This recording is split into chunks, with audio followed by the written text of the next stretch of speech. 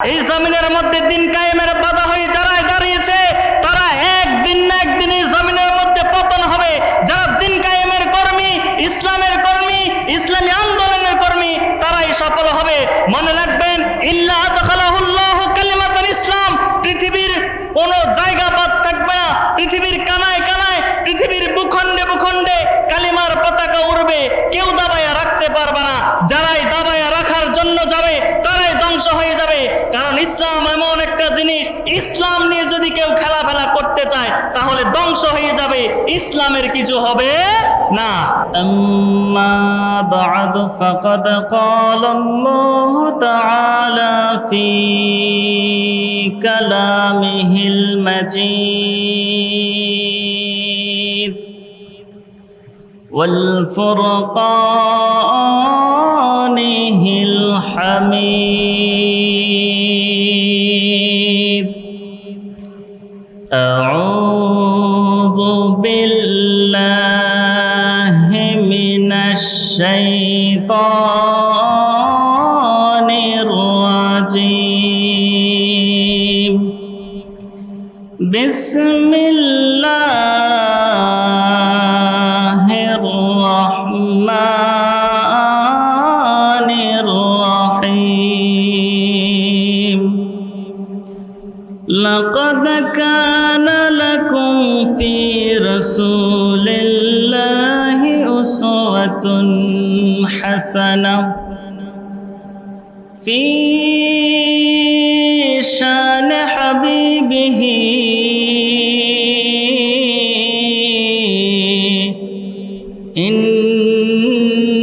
ইন্নাল্লাহা ওয়া মালাইকাতাহু ইউসাল্লুনা আলান নাবী ইয়া আইয়ুহাল্লাযীনা আমানু সাল্লু আলাইহি ওয়া সাল্লিমু তাসলিমা। আল্লাহুম্মা সাল্লি জোরে। হে রাসূল, তুমি যে আমার হৃদয় বাগে বলবো, তাই তো আমি তোমার প্রেমে, তাই তো আমি তোমার প্রেমে হয়েছি ব্যাকুল। হে রাসূল, ভুল ভুল আল্লাহুম্মা সাল্লি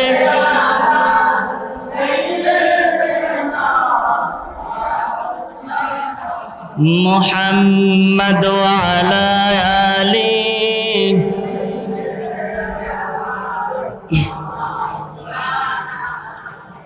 যে মানুষ মানুষের বেদনা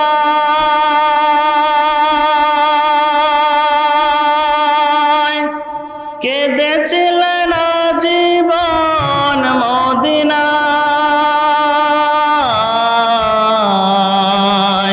সেই নবী সেই রাসূল হয় যদি সুন্দর, না জানি তাহলে তুমি প্রভু কত যে সুন্দর, কত যে সুন্দর। আল্লাহুম্মা সাল্লি। রাসূল আমার ভালোবাসা, রাসূল আমার আলোআশা, রাসূল আমার প্রেম বিরহের মূল আলোচনা, রাসূল আমার কাজে কর্মে অনুপ্রেরণা, রাসূল আমার ভালোবাসা, রাসূল আমার আলোআশা, রসুল আমার প্রেম বিরহের মূল আলোচনা, রসুল আমার কাজে কর্মে অনুপ্রেরণা। যখন দারুণ দুঃখ নামে আমার জীবন জোরে, বিপদ আপদ মুসিবতে পরে মরে দুঃখে দুঃখে, তখন তোমার শৈশব কৈশোর, তখন তোমার শৈশব কৈশোর যোগায় সান্ত্বনা। রসুল আমার ভালোবাসা, রসুল আমার আলোআশা, রসুল আমার প্রেম বিরহের মূল আলোচনা, রসুল আমার কাজে কর্মে অনুপ্রেরণা। আশাহত জীবন যখন দুর্বিষহ লাগে, ব্যর্থ এবং পরাজিত স্মৃতিগুলো জাগে, তখন তোমার বদর উহুদ, তখন তোমার বদর উহুদ জোড়াই যন্ত্রণা। রসুল আমার ভালোবাসা, রসুল আমার আলোআশা, রসুল আমার প্রেম বিরহের মূল আলোচনা, রসুল আমার কাজে কর্মে অনুপ্রেরণা। পড়েন আলহামদুলিল্লাহ। আসুন আল্লাহ রাব্বুল আলামিনের দরবারে লাখো কোটি শুকরিয়া আদায় করি যে মহান আল্লাহ রাব্বুল আলামিন আপনাকে আমাকে আজকের এই সুন্দর আয়োজনে সিরাত মাহফিল আসার জন্য বসার জন্য রব্বে করিম তৌফিক দিলেন। সেই জন্য একবার কালিমাতুশ শুকুর আদায় করে পড়ি আলহামদুলিল্লাহ। দুরুদ ও সালাম প্রেরণ করি আকাশ চুম্বি যার ইজ্জত, সকল নবীদের নবী যিনি, সকল রাসূলদের রাসূল যিনি, কুল কায়নাতের সমস্ত মানুষ থেকে শ্রেষ্ঠ যিনি, তিনি আপনার নবী আমার নবী, ওই নবীর উপর সকলে পড়ি সাল্লাল্লাহু আলাইহি ওয়াসাল্লাম। মাগফিরাত কামনা করি ইসলামের প্রাথমিক যুগ থেকে শুরু করে আজকের এই মুহূর্ত পর্যন্ত যারা বুকের তাজা রক্ত বিলিয়ে দিয়ে দুনিয়া থেকে বিদায় নিয়েছে, আল্লাহ তাআলা যেন তাদের সকলকে জান্নাতের আলা মাকাম দান করে বলি আমিন। আমার ভাইরা, সময় খুবই কম, যার জন্য আমি সরাসরি ভূমিকায় বেশি সময় নষ্ট না করে আলোচনার দিকে চলে যাচ্ছি। আমরা এখানে আজকে আলোচনা শুনবো একটা কিতাব থেকে। ওই কিতাবের নাম হচ্ছে কোরআনুল কারীম। পৃথিবীর মাঝে যতগুলি কিতাব আছে, যতগুলি গ্রন্থ আছে, সমস্ত কিতাব থেকে শ্রেষ্ঠ কিতাব হলো কোরআনুল কারীম। আসুন সেই কোরআনুল কারীম থেকে আমরা সরাসরি কথা শুনি। কি কথা শুনবো? রাসূল আকরাম সাল্লাল্লাহু আলাইহি ওয়াসাল্লামের চরিত্র সম্পর্কে।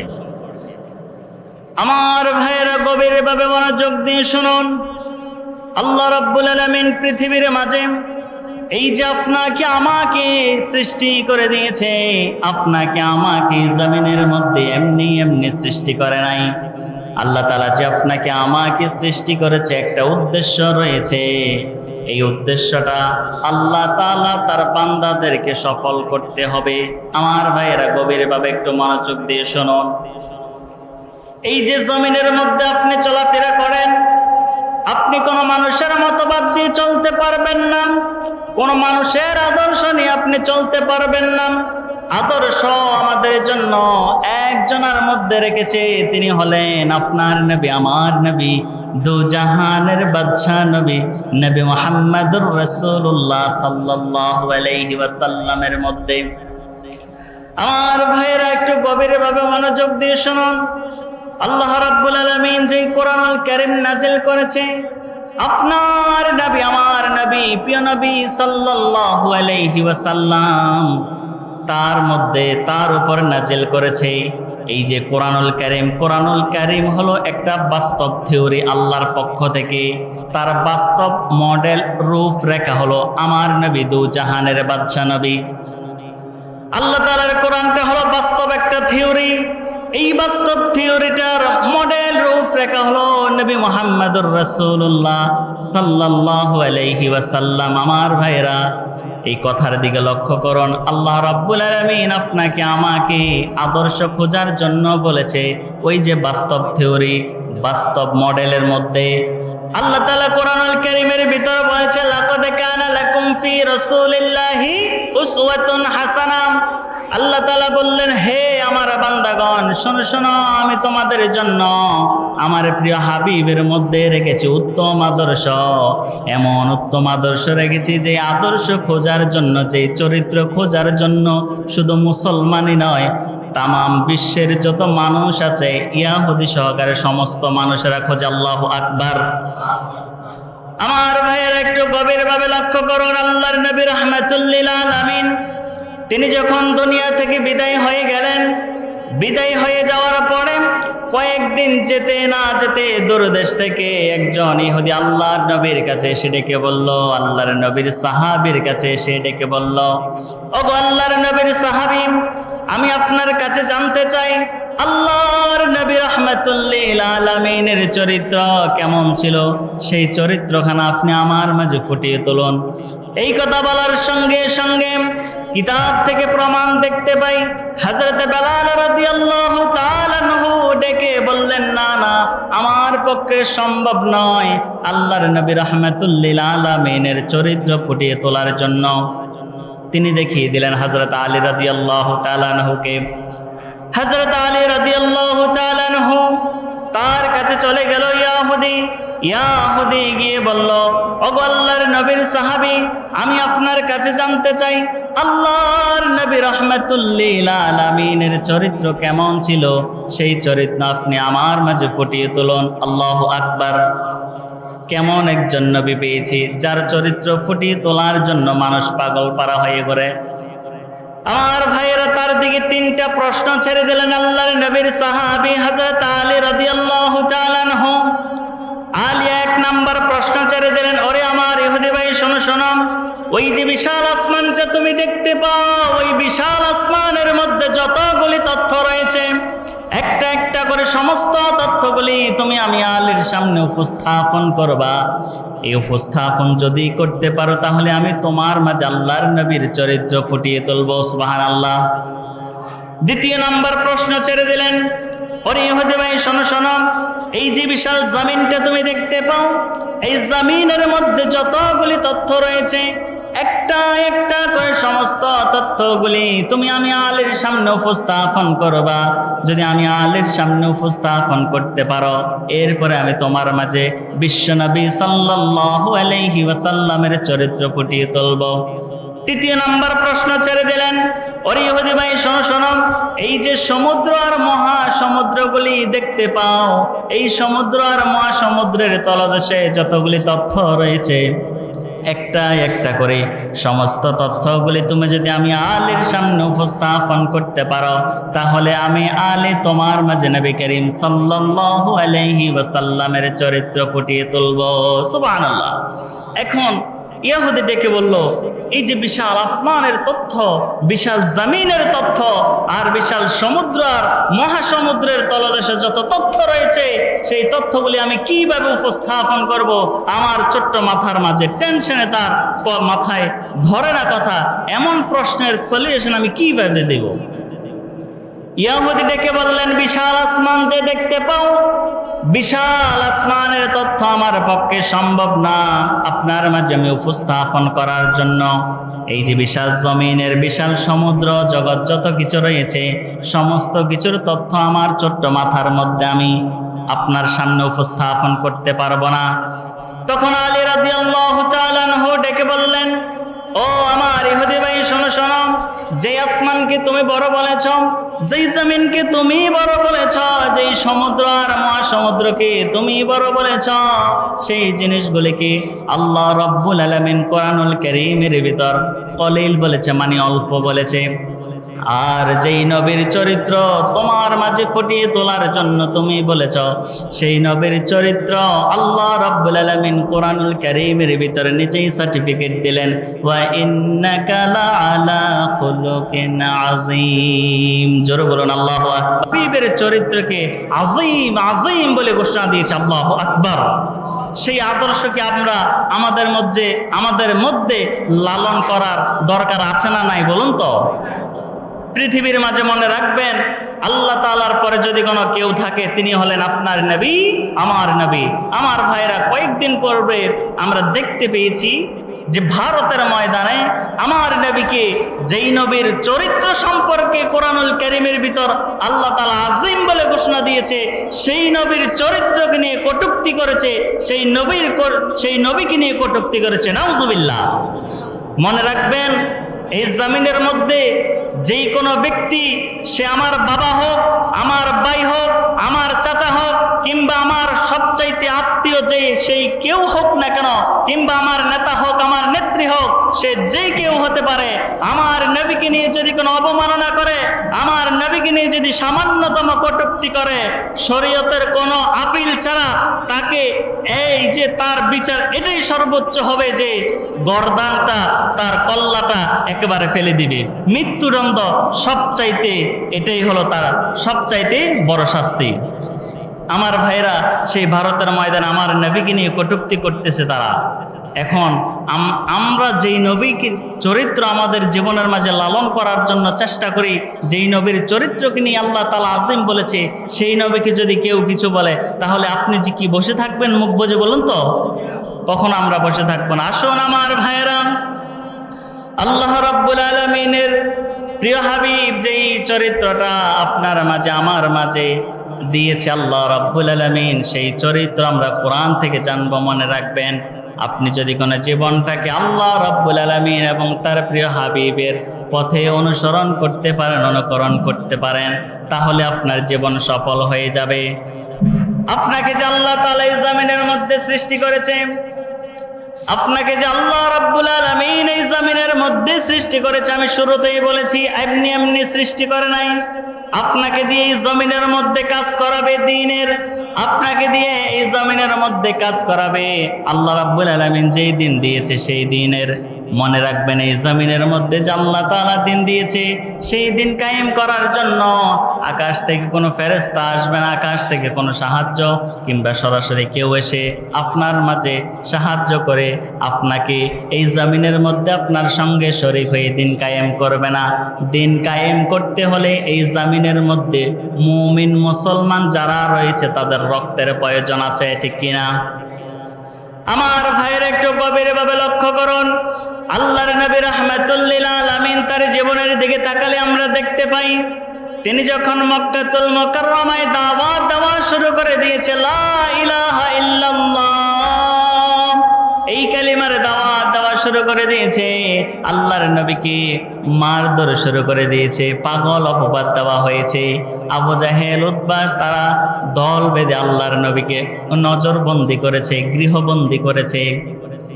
আল্লাহর নবী রাহমাতুল লিল আলামিনকে নজরবন্দি করেছে, গৃহবন্দী করেছে, তার সাথে কেউ যোগাযোগ করতে পারবে না এমন জারি করে দিল, এমন হুকুম জারি করে দিল যে আল্লাহর নবী রাহমাতুল লিল আলামিনের সঙ্গে কেউ কথা বলতে পারবে না, দেখা করতে পারবে না। অন্তরের মাঝে দুঃখ নিয়ে তিনি চলে গেলেন তায়েফের ময়দানের দিকে। তায়েফের ময়দানের দিকে চলে গেলেন।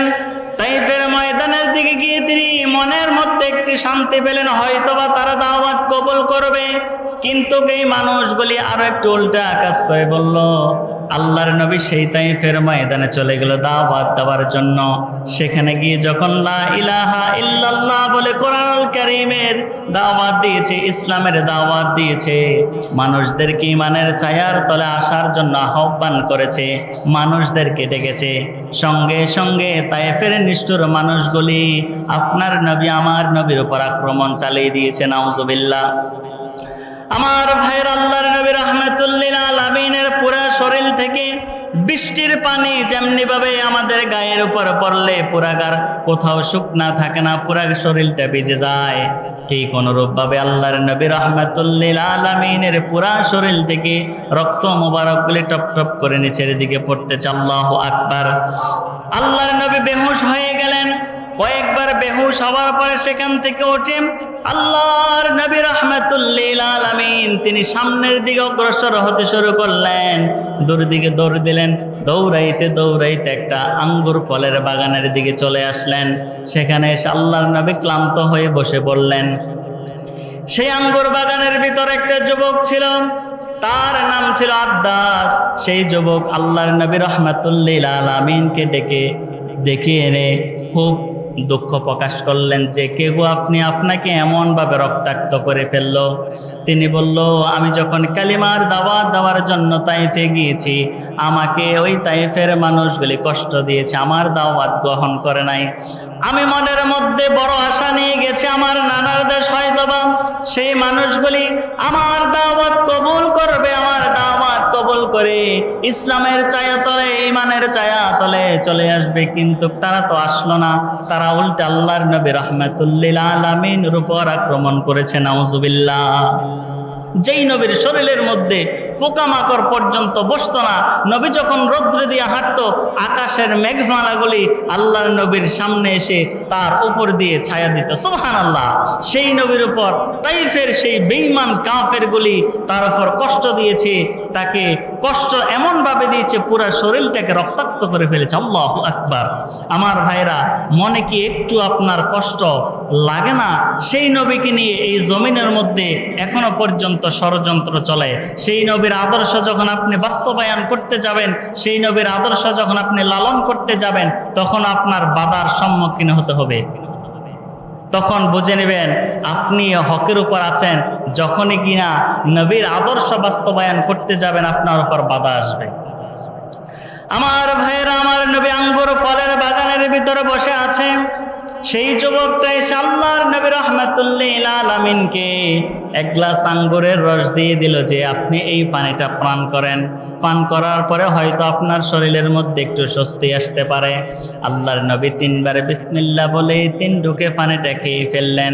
এই যে কথা বলেছি, 3বার বিসমিল্লাহ বলে পানিটা খেয়ে ফেললেন। আমার ভাইরা, আল্লাহর নবীর সুন্নাত আমাদের জীবনের মাঝে পায়ের একেবারে নখ থেকে শুরু করে মাথার চুল পর্যন্ত মানার দরকার আছে না নাই? আছে না নাই? আপনারা কি ঝিমায় গেছেন? একটু আওয়াজ দিয়ে বলুন, আছে না নাই? অবশ্যই আছে। সেই নবীর আদর্শ যদি আপনি জীবনের মধ্যে বাস্তবায়ন করতে না পারেন, আপনার জীবনের মধ্যে লালন করতে না পারেন, তাহলে আপনি কখনো মুমিন মুত্তাকি হতে পারবেন না। কারণ আপনার আদর্শ, আপনার যেই জীবন, সেই জীবনটাকে আদর্শ একজনের থেকে নেওয়ার জন্য আল্লাহ বলেছে, তার একজনের মধ্যে রেখেছে। তিনি হলেন আপনার নবী, আমার নবী। আল্লাহ কোরআনেই বলেছে, লাকাদ কানা লাকুম ফি রাসূলিল্লাহি উসওয়াতুন হাসানা। হে, আমি তোমাদের জন্য উত্তম আদর্শ রেখেছি। দুনিয়ার কোনো নেতার মধ্যে নয়, দুনিয়ার কোনো মানুষের মধ্যে নয়, একজনের মধ্যে। তিনি হলেন নবী মুহাম্মদুর রাসূলুল্লাহ সাল্লাল্লাহু আলাইহি সাল্লামের পর। আমার ভাইরা, আল্লাহ রাব্বুল আলামিনের প্রিয় হাবিব সেই জায়গার মধ্যে বসে পড়লেন, পানিটা পান করে নিলেন। নেওয়ার পরে আল্লাহর নবী ডেকে বললেন, ও যুবক, তোমার নাম কি আব্দাস না? যুবক আশ্চর্য হয়ে গেলেন, আশ্চর্য হয়ে বলল, কে গো আপনি, এমন রক্তাক্ত শরীর নিয়ে আমার নামটা জেনে ফেললেন? আল্লাহর নবী ডেকে বলল, তোমার গ্রামের নাম কি নিনোয়া নামক গ্রাম না? সে আশ্চর্য আবারও হয়ে গেল, কে গো আপনি আমার গ্রামের নাম পর্যন্ত জেনে ফেললেন? আল্লাহর নবী আবার তাকে ডেকে বলল, বহু আগে তোমার গ্রামের মধ্যে একজন পয়গম্বর এসেছিল, হযরত ইউনূস আলাইহিস সালাম। যুবক আশ্চর্য হয়ে বলল, আপনি কি? আপনার পরিচয় আমার মাঝে উঠে তুলে ধরুন, আপনি আপনাকে জানতে চাই, চিনতে চাই, আপনি কি? আল্লাহর নবী ডেকে বললেন, একজন নবীর কাছে আরেকজন নবীর তথ্য থাকতেই পারে। সুবহানাল্লাহ। একজন নবীর কাছে আরেকজন নবীর তথ্য থাকতেই পারে, এটা অস্বাভাবিকের কিছু না। এখান থেকে বোঝা যায় যে সেই যুবক আল্লাহর নবীকে দেখে, সেই কথা শুনে সে ধারণা করে নিয়েছে তিনি হলেন নবী মুহাম্মদুর রাসূলুল্লাহ সাল্লাল্লাহু আলাইহি সাল্লাম।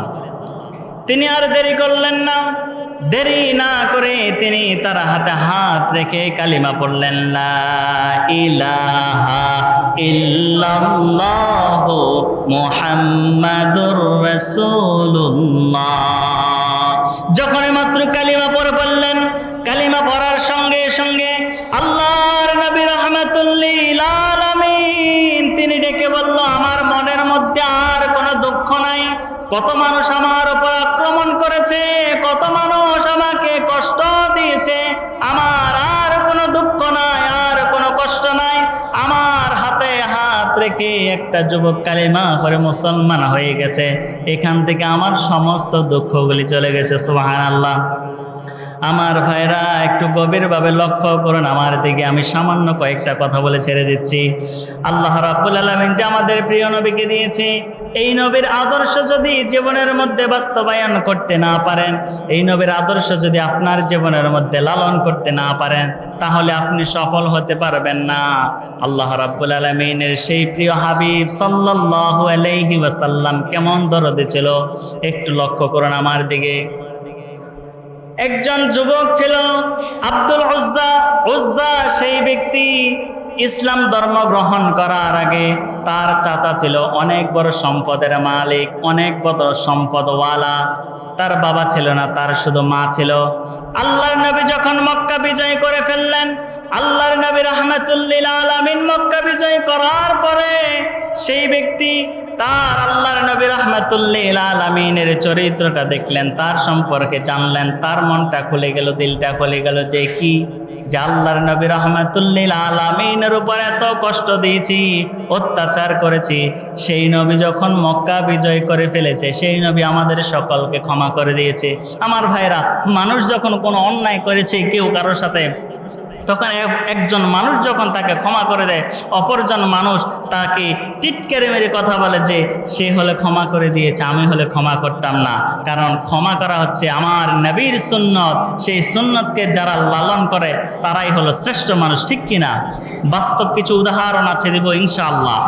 আমার ভাইরা, সেই ব্যক্তি তার চাচার কাছে এসে বলল, চাচা, আমি আল্লাহর নবী রাহমাতুল লিল আলামিনের চরিত্র সম্পর্কে জেনে ফেলেছি, আমি আর কাফের হয়ে থাকবো না, আমি ঈমান নিয়ে চলে আসব নবীর কাছে, নবীর হাতে হাত দিয়ে মুসলমান হয়ে যাব। সুবহানাল্লাহ। তার চাচা ডেকে বলল, পরনের যে জামাগুলি আছে সমস্ত জামাগুলি খুলে ফেলো, সেই জামাগুলি আমার টাকায় কিনা, তোমার নামে যতগুলি সম্পদ দিয়েছি সেই সকল সম্পদগুলি তুমি ছেড়ে দাও, আমার কাছে আবার ফিরিয়ে দাও। সেই বাতিজা ডেকে বলল, চাচা, আমি আপনার সম্পদ দিয়ে দিব, আমার শরীরের জামাগুলিও দিয়ে দিব, কিন্তু আমি দুনিয়ার সব কিছু ছাড়তে পারি, কিন্তু আমি নবীকে ছাড়তে পারি না। সুবহানাল্লাহ। দুনিয়ার সব কিছু ছাড়তে পারি, নবীকে কখনো আমরা ছাড়তে পারি না। সেই যুবকটা চলে গেল উলঙ্গ হয়ে, তার চাচা সমস্ত কিছু খুলে ফেলে তার কাছে রেখে দিল। সে চলে গেল তার মায়ের কাছে, মায়ের কাছে গিয়ে বলল, মা, আপনি আমার দিকে তাকাবেন না, আমাকে 2 টুকরা ছেঁড়া কম্বল দিয়ে দেন, সেই কম্বল মুড়ি দিয়ে আমি আল্লাহর নবী রাহমাতুল লিল আলামিনের দরবারে চলে যাব। আল্লাহর নবী রাহমাতুল লিল আলামিনের দরবারে চলে গেলেন। আল্লাহর নবী রাহমাতুল লিল আলামিনের কাছে যখন গেলেন, নবী মুহাম্মদুর রাসূলুল্লাহ সাল্লাল্লাহু আলাইহি ওয়াসাল্লাম তাকে ডেকে বললেন, যুবক, তুমি দাঁড়াও, আমি তোমাকে 2টা জুব্বা দিয়ে দিন। নবী ভিতর থেকে 2টা জুব্বা এনে ওই যুবকের কাছে দিয়ে দিয়েছে। আমার ভাইরা, সেই যুবক আল্লাহর নবীর হাতে হাত রেখে কালিমা পড়ে মুসলমান হয়ে গেল। আমার ভাইরা, কালিমা পড়ে মুসলমান হওয়ার পরে সেই ব্যক্তি আল্লাহর নবীর সামনে কাঁদে, ইয়া রাসূলুল্লাহ, ইয়া হাবিবাল্লাহ, আপনি আমার জন্য আল্লাহর কাছে দোয়া করুন। আল্লাহর নবী 2 কানা হাত আল্লাহর দিকে, আল্লাহর দরবারের দিকে তুলে দোয়া করতে লাগলো, আল্লাহ, আমার এই ব্যক্তি আমার সাহাবী হয়ে গেছে, কালিমা পড়ে মুসলমান হয়ে গেছে। কারণ একজন সাহাবীকে যদি আপনি অনুসরণ করেন, আসহাবিকান নুজুম ইক্তাদাইতুহুমা ওয়া ইহতাদাইতুহুমা, আসহাবিকান নুজুম, আমার একজন সাহাবী হচ্ছে আকাশের তারকার মতো, ওয়া ইক্তাদাইতুহুমা, কোন এক সাহাবীর যদি ইক্তাদা করো, ওয়া ইহতাদাইতুহুমা, তাহলে তোমরা হেদায়েত পেয়ে যাবে। সুবহানাল্লাহ। সেই সাহাবীদেরকে সেই সাহাবীর কাতারে এসে শামিল হয়ে গেল, সাহাবী হয়ে গেল। সাহাবী যখন হয়ে গেল তার জন্য আল্লাহর কাছে দোয়া করে, আল্লাহ আমার এই ব্যক্তি কালিমা পড়ে মুসলমান হয়ে গেছে, সাহাবীদের দলে শামিল হয়ে গেছে, আল্লাহ আপনি কাফেরদের জন্য আমার এই আব্দুল্লাহ জুল বাজাদাইনের জান এবং মাল দুইটাই হারাম করে দেন। এই দোয়া করার সঙ্গে সঙ্গে আব্দুল্লাহ জুল বাজাদাইন কান্না শুরু করে দিলেন। তার মুসলমান যখন হয়ে গেল, মুসলমান হওয়ার পরে তার অন্তরের মধ্যে একটাই কথা বারবার করে, তার অন্তরের মধ্যে শহীদের তামান্না করে, কিভাবে সে শহীদ হতে পারবে। সে আল্লাহর নবীকে ডেকে বলল, ইয়া রাসূলুল্লাহ, ইয়া হাবিবাল্লাহ, আমি আপনার কাছে এই দোয়া আশা করি নাই, আপনি আমার জন্য দোয়া করেন, আমি যেন আল্লাহর রাস্তায়, আমি আল্লাহর জন্য যেন শহীদ হতে পারি, আল্লাহর সন্তুষ্টির জন্য যেন জমিনের মধ্যে দিন কায়েমের পথে লড়াই করতে গিয়ে শহীদ হতে পারে। আল্লাহর নবী ডেকে বললেন, ও আমার সাহাবী, শোনো শোনো, কোনো মানুষ যদি কোনো তার অন্তরের মধ্যে যদি কোনো সে শহীদের তামান্না লালন করে, তাহলে সে যেইভাবে মরুক না কেন তাকে শহীদের মর্যাদা দিবেন কে? আরেকটা আওয়াজ দিয়ে বলুন কে? আমার ভাইরা একটু গভীরভাবে লক্ষ্য করুন, আল্লাহ রাব্বুল আলামিনের প্রিয় হাবিবের সাহাবী হয়ে গেল, মর্যাদা বেড়ে গেল, আকাশের তারকার মতো হয়ে গেল। সেই নবী আবার সেই সাহাবীদেরকে পরিচয় করায়া দিলেন, কালিমা পড়ল, মুসলমান হয়ে গেল। কিছুদিন পরে একটা যুদ্ধের ময়দানে গেল। যুদ্ধের ময়দানে যাওয়ার পরে আল্লাহর নবী রাহমাতুল লিল আলামিনের ওই সাহাবী আব্দুল্লাহ জুল বাজাদাইন, তার নাম রাখা হলো যে, তার নামের একটা কারিশমা আছে, রহস্যটা হলো ওই যে আল্লাহর নবী বললেন, তোমার নাম হচ্ছে আব্দুল্লাহ, তোমার নাম আব্দুল্লাহ। এই আব্দুল্লাহ নামটার কারণে নাম আব্দুল্লাহ রাখলাম, তার কারণ হচ্ছে তুমি আল্লাহর বান্দা। আর জুল বাজাদাইন মানে দুই টুকরা কম্বলওয়ালা। সুবহানাল্লাহ। ওই যে ইসলাম ধর্ম যখন গ্রহণ করে নিয়েছে, তখন সে সমস্ত কাপড় ছেড়েছে, সম্পদ ছেড়েছে, আত্মীয় স্বজন সকলকে ছেড়েছে, মাত্র দুই টুকরা ছিঁড়া কম্বল নিয়ে সে আল্লাহর নবীর কাছে চলে এসেছে। এই জন্য তার নাম রাখা হয়েছে আব্দুল্লাহ জুল বাজাদাইন, তার লকাব দিয়ে দিলেন। সুবহানাল্লাহ। তিনি যুদ্ধের ময়দানে গেলেন, যুদ্ধ করলেন, যুদ্ধ শেষ করে তিনি বাড়ির মধ্যে ফেরার পথে হঠাৎ অসুস্থ হয়ে গেলেন। আল্লাহর নবীর কাছে খবর চলে আসলো, ইয়া রাসূলুল্লাহ, ইয়া হাবিবাল্লাহ, আপনার এই সাহাবী আব্দুল্লাহ জুল বাজাদাইন অসুস্থ হয়ে গেছে, আপনার এই সাহাবী অসুস্থ হয়ে গেছে, মৃত্যুর দিকে ডলে পড়তেছে আস্তে আস্তে। আল্লাহর নবী ডেকে বললেন, 2 জন কিংবা 3 জন সাহাবী চলে যাও আমার আব্দুল্লাহ জুল বাজাদাইনের খেদমত করার জন্য। 2 জন কিংবা 3 জন সাহাবী চলে গেল খেদমত করার জন্য। খেদমত করতে লাগলেন। 2 দিন পরে খবর আসলো, ইয়া রাসূলুল্লাহ, ইয়া হাবিবাল্লাহ, আপনার এই আব্দুল্লাহ জুল বাজাদাইন দুনিয়ার সফর শেষ করে পরপারে পা দিয়েছে। আল্লাহু আকবার। তিনি দুনিয়া থেকে বিদায় নিয়েছে। আল্লাহর নবী ডেকে বলেছে, তোমরা তার জানাজার ব্যবস্থা করো। তিনি নিজেই জানাজার ইমাম হলেন, কবরের মধ্যে তিনি নিজেই নামলেন। আমার ভাইয়ের একটা কথা বলুন, আমরা যেই দিন মরে যাব, যদি আমাদের জানাজা হয়, কাফন হয়, দাফন হয়, তাহলে আমাদেরকে কবরের মধ্যে কয়জন নামায়? 3 জন নামায়। 3 জন, পায়ের দিকে একজন, মধ্যখানে একজন, মাথার দিকে একজন। তখন 3 জন মানুষ যখন জমিনের মধ্যে আপনাকে আমাকে রাখে, তখন রাখার সময় একটা কথা বলে, ওই কথাটা হলো বিসমিল্লাহি ওয়া আলা। এখন যেই ব্যক্তিকে স্বয়ং রাসূলের হাতে রাখে, তার মর্যাদা, তার ভাগ্যটা কেমন একটু চিন্তা করেন, আপনি একটু কল্পনা করেন তার ভাগ্যটা কেমন, তার ভাগ্যটা কত বড় ভাগ্য। আমার ভাইরা, আব্দুল্লাহ জুল বাজাদাইনের কবরের মধ্যে আল্লাহর নবী মধ্যখানে নেমে গেলেন। ডান পাশে আবু বকরকে নামার জন্য বলেছে, বাম পাশে ওমরকে নামার জন্য বলেছে। তারা যখন নেমে গেল, সঙ্গে সঙ্গে অন্য একদিকে একজন সাহাবী টুকরে টুকরে কান্না শুরু করে দিয়েছে। আহারে, এমন ভাগ্য যদি কোনো আমার হতো, এমন ভাগ্য যদি আমার নসিব হতো, যেই কবরের মধ্যে আল্লাহর নবী নিজেই নেমে গিয়েছে, সে কত বড় সুমহান। কত বড় ভাগ্যের অধিকারী আমার ভাইরা। সেই জিনিসগুলি যদি আপনার জীবনের মধ্যে আনতে হয়, আমার জীবনের মধ্যে আনতে হয়, তাহলে আপনাকে সর্বপ্রথম পেরে আসতে হবে কোরআনের দিকে, ঠিক কিনা? কোরআন এবং হাদিস, এটার বিকল্প কিছু নাই। মনে রাখবেন, আপনি যখন কোরআন এবং হাদিসটা অনুসরণ করবেন, অনুকরণ করবেন, বাস্তব জীবনের মধ্যে আপনি যখন সেটা মানতে যাবেন, আপনার বিরুদ্ধে অনেক কিছু আসবে, মামলা হবে, হামলা হবে, অনেক ধরনের অনেক ঝামেলা হবে। সব কিছু পরীক্ষা যখন আপনি শেষ করে উত্তীর্ণ হতে পারবেন, এটাই হবে আপনার সফলতা। আর এখান থেকে যদি আপনি দুনিয়া থেকে বিদায় নিতে পারেন, আপনার এটাই হবে শহীদি মৃত্যু। মনে রাখবেন, ইসলাম ও মুসলমানকে নিয়ে অতীতে যারা ষড়যন্ত্র করেছে তারা কেউ টিকতে পারে নাই। কারণ আমরা অতীতের মধ্যে দেখেছি মুসলমান কখনো বিজয় লাভ করেছে তরবারে দিয়ে, এমন কথা শুনতে পাই নাই। মুসলমান কখনো জনশক্তি দিয়ে বিজয় লাভ করে নাই। মুসলমান কখনো মানুষের ক্ষমতা দিয়ে বিজয় লাভ করে নাই। মুসলমান দুইটা জিনিস দিয়ে বিজয় লাভ করেছে। একটা হচ্ছে তার অন্তরের মাঝে ভয় থাকবে একজনের, তিনি কে? একটু আওয়াজ দিয়ে বলুন, তিনি কে? অন্তরের মধ্যে থাকবে একজনের ভয়, আর মুখের মধ্যে শ্রেষ্ঠ একটা তাকবীর, যেই তাকবীর শুনলে সমস্ত কাফের বেঈমানের অন্তরের মধ্যে কম্পন সৃষ্টি হয়ে যায়। সেই তাকবীর হলো লিল্লাহে তাকবীর। আমার ভাইরা, ভারতের ময়দানে যে মুস্কান নামক একটা ভন ছিল, উশৃঙ্খল যুবকের সামনে জয় শ্রীরাম জয় শ্রীরাম বলে যখন তারা ওই মুস্কানের সামনে ঘোষণা দিয়েছিল, ওই জয় শ্রীরাম বলনেওয়ালা যুবকের সামনে আমার সেই মুসলিম বোন মুস্কান লিল্লাহি তাকবীর বলে ঘোষণা দিয়েছে। সামান্যতম ক্ষতি তারা ওই মুস্কান নামক ভনের করতে পারে নাই।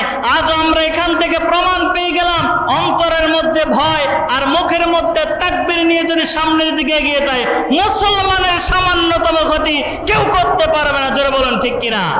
আমার ভাইরা, এই জন্য আমরা জানিয়ে দিতে চাই, মুসলমানের তো কোনো ভয় নাই। কারণ মুসলমান জানে এই জমিনের মধ্যে যদি কোনো আল্লাহ তাআলার দিন কায়েম করতে হয়, সামান্য কিছু রক্ত লাগবে। সেই রক্ত দেওয়ার জন্য মুসলমান সর্বদা প্রস্তুত।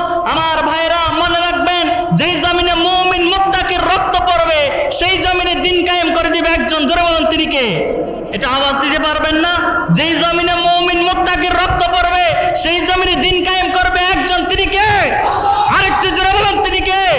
সেই জন্য সেই দিন কায়েমের আন্দোলনের কর্মীর সাথে হতে চাই কি চাই না? আরেকটু জোরে বলুন, চাই কি চাই না? সর্বদা কোরআন এবং হাদিসকে অনুসরণ করে জীবন পরিচালনা করার আল্লাহ তাআলা যেন আপনাকে আমাকে তৌফিক দান করে। ওয়া মা তৌফিক ইল্লা বিল্লাহ। আসসালামু আলাইকুম ওয়া রাহমাতুল্লাহ।